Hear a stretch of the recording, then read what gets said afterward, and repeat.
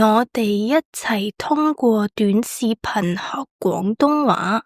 而家同大家分享我喺盧森堡第3日用咗幾錢。朝早食咗16歐元嘅快餐，係一份豬肋骨漢堡套餐同3個甜品，喺一間寵物店買咗20歐元嘅手信俾我嘅狗。博物館嘅門票係4個半歐元。晏餐喺聖誕市集食咗25歐元嘅零食，食咗栗子、棉花糖、朱古力夾餅、朱古力士